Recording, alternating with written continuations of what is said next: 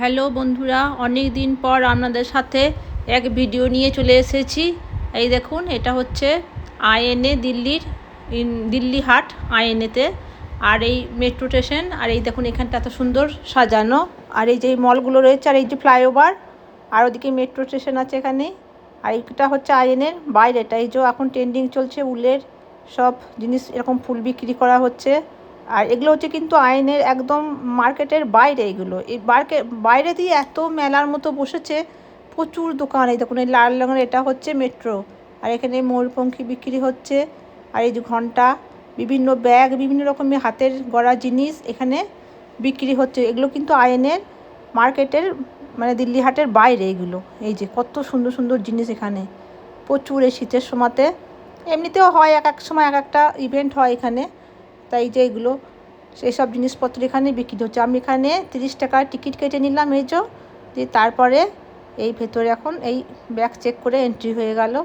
এবার হচ্ছে এই দিল্লি হাটের ভেতরটা। এই দেখুন ভেতরটা কত সুন্দরভাবে সাজানো। এখানে 12 মাসই এই হাটটা লেগে থাকে হয়। আর বিভিন্ন স্টল আছে বিভিন্ন স্টেটের, এক একটা স্টেটের, যেমন ওয়েস্ট বেঙ্গল, ইউপির বিভিন্ন স্টেটের এগুলো থাকে।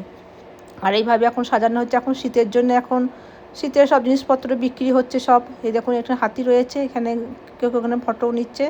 আর এখানে বড় একটা রয়েছে জুতোর দোকান। এই দেখুন প্রচুর বড় দোকানটা। এখানে বিভিন্ন রকমের জুতো, জেন্টস লেডিস সব কিছুই রয়েছে এই দোকানটাতে। তারপরে এখানে ঘর সাজাবার বিভিন্ন রকম জিনিস এই যে এগুলো রয়েছে। আর এই ছোটো ছোটো এই যে অটো ফটো এসব ছোটো ছোটো জিনিস পিতলের এগুলো জিনিসগুলো রয়েছে। এই যে বিভিন্ন কুর্তি, শীতের পোশাকগুলো, এইসব জিনিস এখানে পাওয়া যাচ্ছে। আর এই যে এগুলো হচ্ছে কাগজ ভিজিয়ে যে তৈরি করা হয় না কাগজের সেই জিনিস, সেইগুলো এগুলো। এই যে আর সব ঘরের ডেকোরেশনের। আর এখানে আমার ফেভারিট এই যে শ্রীকৃষ্ণের সব পিতলের, এখানে এই দোকানটা সব এরকম পিতলের অনেক দোকান এখানে আছে। এই যার যা ইচ্ছা এখানে সব কিনতে পাওয়া যায়। এখানে সব বিভিন্ন জিনিস মানে পৃথিবীতে কোথাও কিছু পাওয়া না গেলে এইখানেতে পাওয়া যাবে এরকম সব জিনিস, তবে দামও খুব এখানে।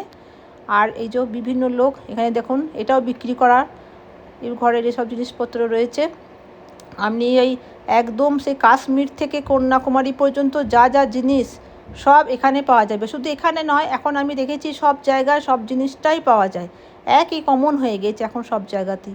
আর এগুলো হচ্ছে সেই বাঁশি, মানে ফুঁ দিলেই বাজবে, ওই যে ফুঁ দিয়ে বাজাচ্ছে, এগুলো 100 টাকা করে বিক্রি হচ্ছে। এই যে জল ভরে একটা অন্যরকম সেই আওয়াজ হচ্ছে, খুব সুন্দর, সব কিনছে এখান থেকে।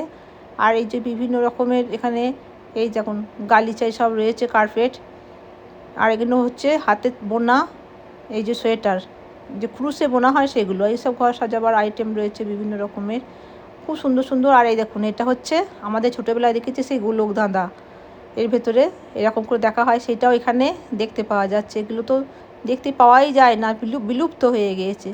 এই আপনারা ভিডিওটা দেখতে থাকুন, অনেক কিছু এর মধ্যে আগে আপনাদেরকে দেখাবো, যেটা আমাদের বাংলার মানে এখানে গান হচ্ছে দেখুন জয়পুরের, রাজস্থানের। আর আমাদের বাংলার যেটা বলছিলাম, আমাদের বাংলার একটা ঐতিহ্য মানে প্রায় বিলুপ্ত হতে চলেছে, কিন্তু এই দিল্লিতে বসেও দেখলাম, আমার খুব ভালো লাগলো।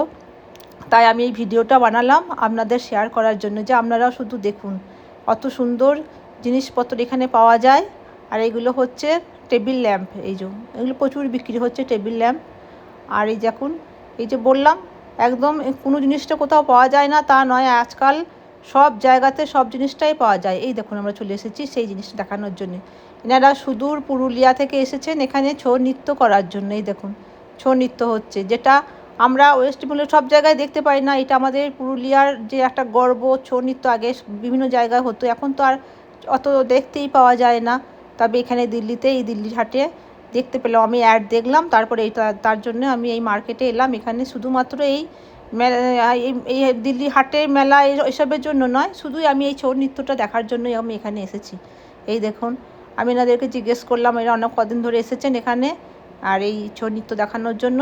আর তারপরে আবার চলে যাবে আবার পুরুলিয়াতেই।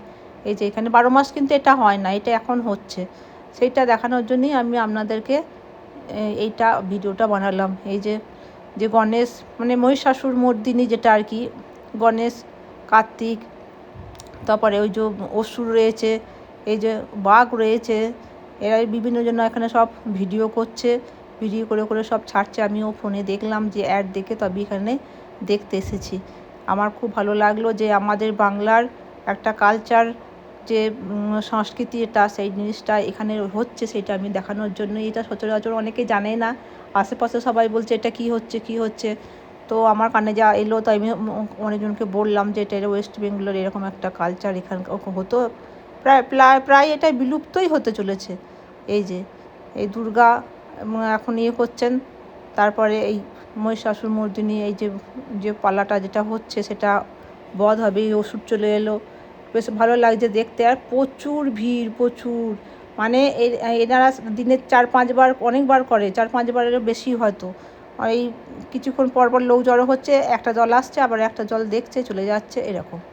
তো আমার তো ভালোই লেগেছে, কারণ এটা তো আমাদেরই ওখানকার এটা গর্ব একদম। তাই আপনাদের সঙ্গে এটা আমি শেয়ার করলাম। এই দেখো, এই যে দুর্গা হয়ে গেল, দুর্গা পরিবার এই যে হয়ে গেল। আর তারপরে এখানে একজন এসে আবার পুজো করছে, তারপরে আবার এই দুর্গা পুজো হচ্ছে আর কি, সেটা আর কি এখানে দেখানো হয়েছে।